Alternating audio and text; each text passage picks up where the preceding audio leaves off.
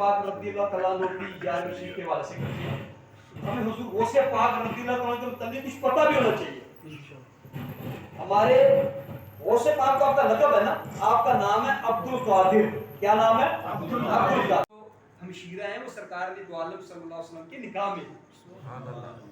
اب کئی ایسے لوگ ہیں, بلکہ لوگ کہتے ہیں پنڈی کو کوفہ, پہلے کہتے ہیں لکھنؤ کو کوفہ ہند کہا جاتا تھا, اب کہتے ہیں پنڈی کو کوفہ پاکستان.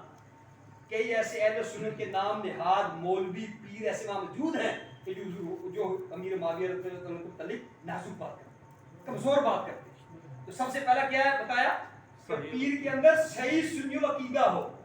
ٹھیک ہے. نمبر 2 فرمایا فاسق مولن نہ. فاسق مولن کہتے ہیں جو اعلانیہ گناہ کرتا ہے, جو اعلانیہ گناہ کرتا ہے. مثلا جس کی داڑھی ایک مٹھی سے کم ہے, یہ داڑھی ایک مٹھی, یہ رکھنا سنت ہے. جس کی داڑھی ایک مٹھی سے کم ہے, جس نے انگوٹھیاں چلا رکھی ہیں, جس کے بڑے بڑے بال ہیں, نماز وہ پڑھتا نہیں ہے, گالیاں وہ بکتا ہے اور شریعت کے خلاف کام کرتا ہے, تو یاد رکھیے گا ایسا شخص شیطان کے قریب تو ہو سکتا ہے, رب عز و جل کے قریب نہیں ہو سکتا. بھائی بستامی کے دور میں نا ایک اس طرح نام نہاد پیر کا چرچا ہوا. تو بھائی بستامی رحمۃ اللہ علیہ جو حضور غوث پاک کے مشائخ میں سے ہیں, یاد رکھیے گا بھائی یزید بستامی حضور غوث پاک کے مشائخ میں سے ہیں. آپ اپنے رفقا کے ساتھ چلے, جب گئے تو اس کے پاس اس نے قبلے کی طرف تھوک دیا. آپ اس سے سلام کلام کیے بغیر واپس آ گئے.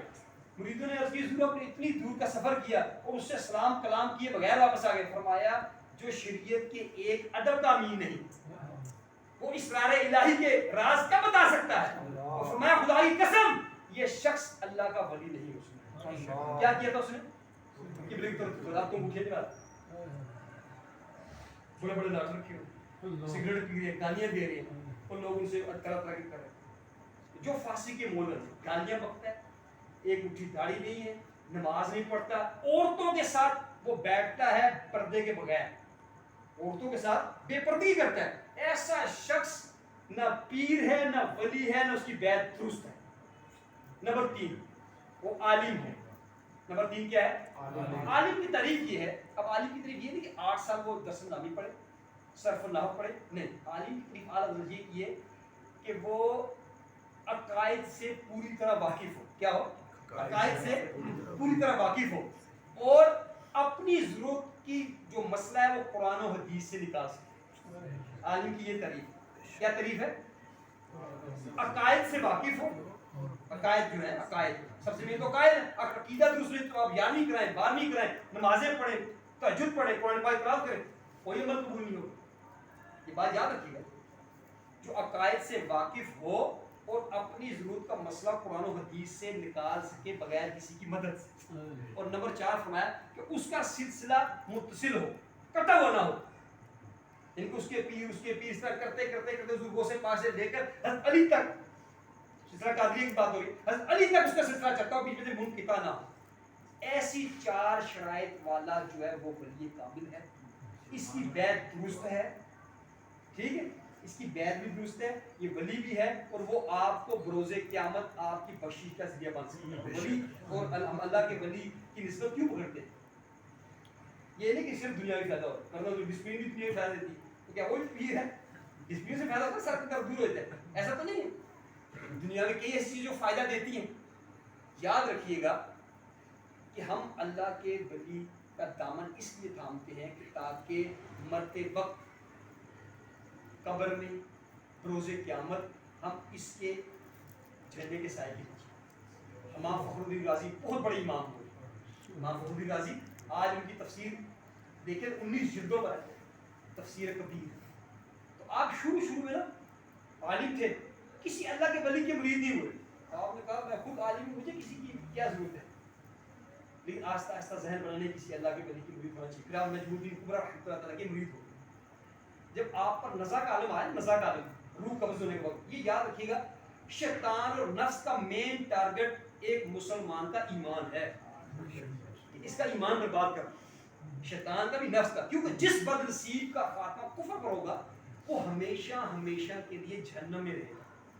جس کا خاتمہ ایمان پر ہوگا, اگر وہ گناہ گار ہوا تو جہنم کی سزا پانے کے بعد جنت میں جائے گا. لیکن جس کا خاتمہ کفر پر ہوا, جس کا خاتمہ کفر پر ہوا, وہ ہمیشہ ہمیشہ کے لیے کفار کے ساتھ تو شیطان آ گیا، کہنے لگا فخر الدین غازی ساری زندگی تو مناظرے کرتا رہا ہے، اللہ تعالیٰ ایک ہے، آج مجھے بھی ثابت کر کے اللہ تعالیٰ کیسے ایک، اللہ تعالیٰ کے واحد ہونے پر آپ نے سورہ اخلاص پڑھ کے سنا دی، اس نے اپنی اس دلیل کا رد کر دیا، کیونکہ یہ بھی تو فرشتوں کا استاد رہا ہے نا، قرآن کی نص ہے اس کے اوپر، یہاں تک کہ امام فخر الدین رازی نے 360 دلیلیں دی، اس مردود نے رد کر دی، امام فخر الدین رازی کی پیشانی پر پسینہ چھوٹ گیا کہ آخری وقت ہے یہ مردود کرما نہیں پڑنے دے رہا، اس وقت آ کے پیر و مرشد باقی نگاہ میں دیکھا تو وہیں سے ارشاد فرمایا اے فخر الدین رازی کیا کیوں نہیں دیتا کہ میں اللہ تعالیٰ کو بغیر دلیل کے ایک مانتا ہوں، آپ نے کہا دلیل مردود دفع جا، میں اللہ تعالیٰ عز و جل کو بغیر دلیل کے ایک مانتا ہوں، آپ کی زبان پر کلمہ جاری ہو گیا اور آپ دنیا سے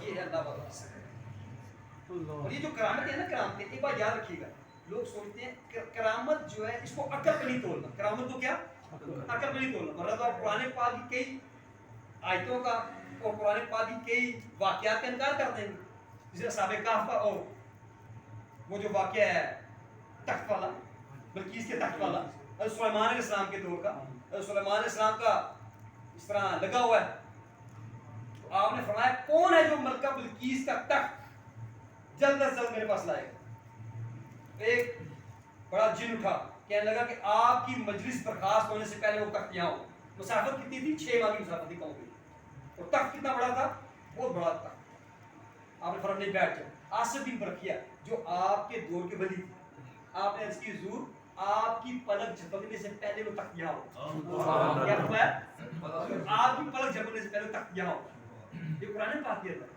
اب آپ بتائیں کہ اس واقعے کو اگر ہم عقل کے اوپر تولیں گے تو پھر تو گمراہ ہو جائیں گے، تو کرامت اور معجزہ یہ کہتے ہیں اسے جو عقل میں نہ آئے، کسے کہتے ہیں عقل میں نہ آئے، آج تک لوگ بیٹھے ہیں میڈیا پر کہتے ہیں یہ کیسے ہے، یہ کیسے ہوتا ہے، یہ کیسے ہوتا ہے، یہ کیسے ہوتا ہے، تو میں نے آپ کو پہلے بتایا کہ آج کل ہماری تعلیمات پر غیر مسلم زیادہ کام کر رہے ہیں، جب انہوں نے دیکھا ہے نا انہوں نے اپنی عورتوں کو میتھمیٹکس کے سوال حمل کے دوران اس لیے کرائے کہ یہی لوگ بڑے زیرک سمجھدار ہوں گے اور دنیا کی اکانومی کو سنبھالیں گے، اور ہمیں کس چیز پہ لگا دیا ہے کہ موبائل کے جتنے بھی ہیں وہ سب سے سستے سستے سستے پیکیج آتے ہیں تاکہ ہمارا نوجوان وہ فلمیں ڈرامے میچ اور ان سے ہی کو پسند نہ کرے، اور ہماری نوجوان لڑکیوں کو بھی یہی کہا، اس لیے آپ سے عرض یہ ہے کہ حضور غوث پاک رضی اللہ تعالیٰ نے علم دین حاصل کیا، آپ صرف پیر نہیں تھے، آپ مفتی بھی تھے، 33 سال اپنی زندگی میں فتوے دیتے رہے، 40 سال عشاء کے وضو سے فجر کی نماز پڑھی، اس کا مطلب یہ ہے کہ عشاء میں وضو کیا تو ساری رات سوئے نہیں نا، اللہ کی عبادت کی،